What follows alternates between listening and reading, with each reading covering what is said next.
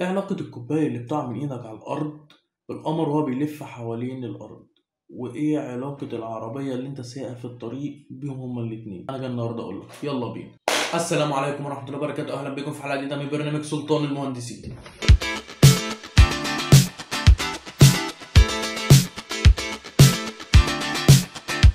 سنة 322 أرسطو كان من العلماء والفلاسفة اللي حبوا يعرفوا ليه الأشياء بتتحرك بالطريقة اللي هي عليها. الفكرة الأساسية للجاذبية بالنسبة لأرسطو المكان الطبيعي لكل شيء. خلينا أبسطها لك، الأجسام التقيلة زي الحجارة والمعدن، أرسطو كان شايف إن بطبيعتها هي لازم تنزل لأسفل عشان ترجع للأرض اللي هو مكانها الطبيعي. بمعنى آخر إن الأرض هو المكان الطبيعي لكل الأجسام التقيلة. أما بالنسبة للأجسام الخفيفة زي النار والدخان، أرسطو كان شايف إن مكانها الطبيعي هو الأعلى فوق بعيد عن الأرض. وجهة نظر أرسطو إن الحركة مش بسبب القوة، بمعنى إن لما الحجر بيقع على الأرض ده مش بسبب قوة أو سحب خارجي بتجذبه، لأ ده هي بتتحرك لمكانها الطبيعي اللي هو الأرض. يعني أي حاجة بتتحرك هي بتتحرك على حسب طبيعتها مش على حسب قوانين القوة والحركة. والله بص يا صديقي، هو بالرغم من ان تفسير ارسطو غير منطقي بالمره بالنسبه للفيزياء الحديثه، بس خليني اقول لك ان ده في حد ذاته كويس ان هو قدر يفسر هذه الظواهر في الوقت ده. وطالما هنتكلم عن تاريخ اي حاجه في الدنيا يبقى لازم نجيب سيره الحضارات، حضارات بجد مش هزار. يعني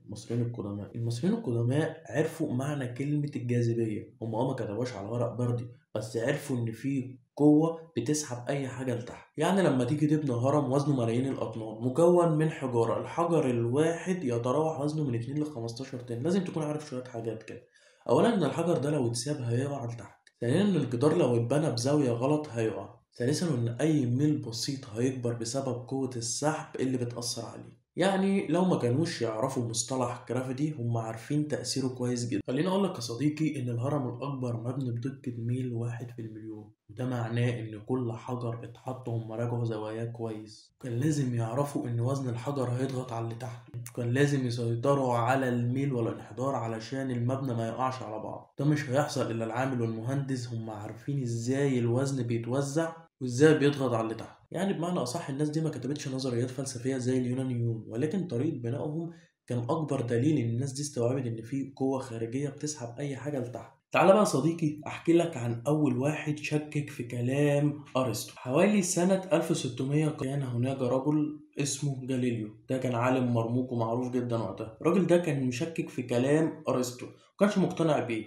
ان ازاي وزن تقيل بيقع على الارض اسرع من الوزن الخفيف. فعمل تجربه بسيطه، وهو انه طلع فوق برج بيزا المائل وجاب كورتين، كرة حديد تقيلة وكرة خشب خفيفة، ورمى الاتنين من فوق برج بيزا المائل ولقى ان الاتنين وصلوا في نفس السرعة. دي كانت صدمة كبيرة. ده كان اول دليل علمي واضح ان كلام ارسطو غلط. خلاصة اللي كان عايز يقوله جاليليو ان كل الاجسام بتقع بنفس السرعة طالما ما بتواجهش مقاومة الهواء. في سنة 1666 كانت أوروبا بتعدي بفترة صعبة جدا بسبب الطاعون وكل الجامعات اتقفلت. نيوتن سافر، راح قعد في قريته الصغيرة لوحده. كان راجل قاعد لوحده هو وعقله وبيفكر، وما أدراك ما نيوتن لما يفكر. في يوم من الأيام هو قاعد تحت شجرة، الشجرة دي كانت شجرة تفاح، وهوب يوم سامع صوت تفاحة وقعت على الأرض. هو مشهد طبيعي جدا لأي حد طبيعي جدا، هيقعد هيبص على التفاحة هيقول تفاحة ويقوم واخدها واكلها وخلص الموضوع. بس نيوتن مفكرش كده خالص. نيوتن فكر ليه التفاحة بتقع على الأرض؟ هو مش التفاحة عامة، ليه أي ثمرة بتقع على الأرض ما بتطيرش لفوق؟ طب لو أي حاجة بتقع على الأرض ليه القمر ثابت بيلف حوالين الأرض ما بيقعش؟ طب ليه كل الكواكب بتلف حوالين الشمس؟ طب السؤال الأهم، ليه إحنا واقفين على الأرض ما بنطيرش لفوق؟ بدأت الأسئلة كلها تتجمع في دماغه، وبدأت بفكرة كبيرة جدا.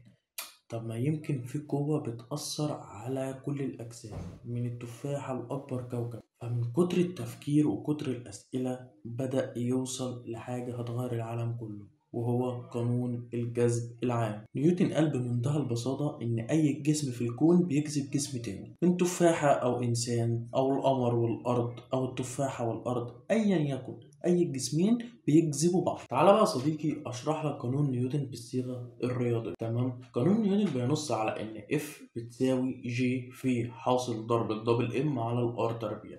يعني إيه الكلام ده؟ تعالى نقول لك يعني إيه.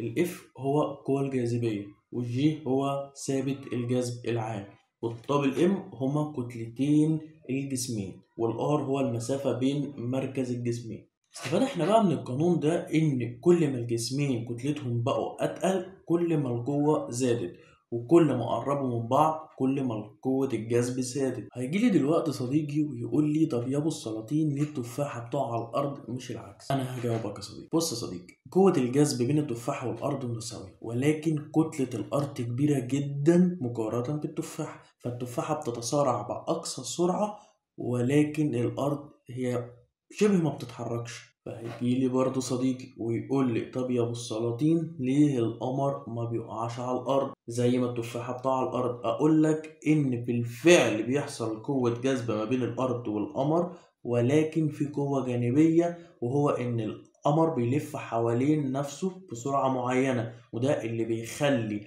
القمر يقعد يلف حوالين الارض. زي بالظبط لو انت ماسك طوبة وبتلفها حوالين نفسك بحبل، هل لو انت قللت السرعة شوية مش الطوبة دي هتقع؟ طب لو زودنا السرعة جامد مش الطوبة دي هتطلع عن مدارها؟ هو نفس مثال القمر بالظبط. خليني اقول لك يا صديقي ان كل واحد من العلماء والفلاسفة اللي اتكلموا عن قوة الجذب، ايا كان هم اتكلموا عنها بالطريقة الصحيحة نسبة للفيزياء الحديثة او بالطريقة الغلط، بس ده في حد ذاته كان تفكير سابق لعصره لوقته. يعني بالرغم ان ارسطو كان بيقول كلام غلط تماما بالنسبة للفيزياء الحديثة، ولكن هو الراجل فكر، ابتكر، قدر يكتشف حاجة في وقت الناس ما كانتش بتفكر هو ايه اللي بيحصل او ايه سبب شد الاجزاء لتحت او رفع الاشياء الاخرى او الخفيفة لفوق. دايما الناس دي كانت غير العادي. يعني كان في جملة بتقول عايز تبقى مميز عن العادي، خليك تعمل دايما الحاجة اللي ما بيعملهاش الناس العادية.